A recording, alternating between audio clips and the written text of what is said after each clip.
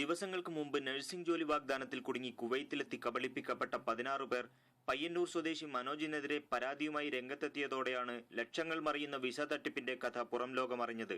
ഇവരിൽ പലരും വിസ കാലാവധി കഴിഞ്ഞ് നാട്ടിലേക്ക് പോയിരിക്കുകയാണ്. സാമൂഹ്യ പ്രവർത്തകനായ ഹൈഡൻ തോമസിന്റെ മധ്യസ്ഥതയിൽ വീണ്ടും വിസ നൽകി തിരികെ കൊണ്ടുവരാമെന്ന മനോജിന്റെ ഉറപ്പിലാണ് 16 പേരും നാട്ടിലേക്ക് തിരിച്ചിരിക്കുന്നത്. എന്നാൽ കഴിഞ്ഞ ദിവസം മനോജിന്റെ തന്നെ വിസയിൽ 3 പേർ കൂടി കുവൈത്തിലെത്തിയിരിക്കുകയാണ്. മനോജിന്റെ നിർദ്ദേശമനുസരിച്ച് സ്റ്റേറ്റ് ബാങ്ക് ഓഫ് ഇന്ത്യയുടെ തഞ്ചാവൂർ ബ്രാഞ്ചിൽ അറഫാത്ത് ട്രാവൽസ് എന്ന അക്കൗണ്ടിൽ 2.5 ലക്ഷം രൂപ നിക്ഷേപിച്ചതായി ഇവർ പറഞ്ഞു.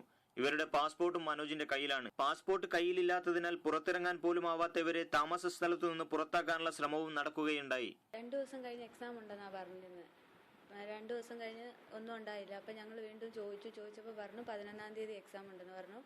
അങ്ങനെ 11-ാം തീയതി എക്സാം ഉണ്ടെന്ന് പറഞ്ഞിട്ട് 7-ാം തീയതി വൈകിട്ട് വന്നിട്ട് പാസ്പോർട്ടും വിസയുടെ കോപ്പിയും ഒരു ഫോട്ടോയും മേടിച്ചുകൊണ്ട് പോയി. അത് അവിടെ MOHന്റെ ഓഫീസിൽ കൊടുക്കാൻ വേണ്ടിയിട്ടാണെന്ന് പറഞ്ഞിട്ട് മേടിച്ചുകൊണ്ട് പോയി.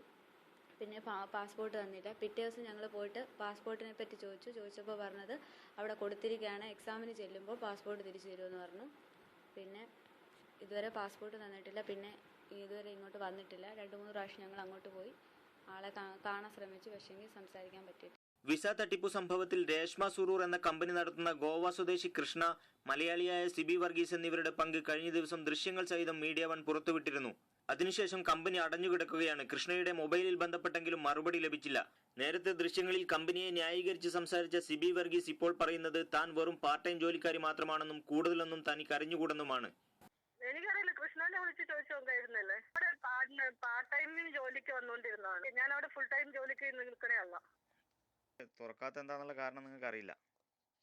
ഇല്ല, എനിക്കറിയത്തില്ല. അത് അന്ന് മീഡിയക്കാർ വന്നിട്ട് അന്ന് സുറൂറിന്റെ ഇതിൽ എന്തോ ഇതുണ്ടെന്നും പറഞ്ഞ് കുവൈറ്റ് 3-4 ഒരാഴ്ചത്തേക്ക് വിസിറ്റ് ചെയ്തിടാൻ പറഞ്ഞിട്ടാണ് അവർ അടച്ചിട്ടേക്കുന്നത്. തട്ടിപ്പുകൾ തുടർക്കഥയാകുമ്പോഴും ഈ വിഷയത്തിൽ പ്രവാസി കൂട്ടായ്മകൾ മൗനം പാലിക്കുകയാണ്. കുവൈറ്റിൽ നിന്നും മുനീർ അഹമ്മദ്, മീഡിയ വൺ.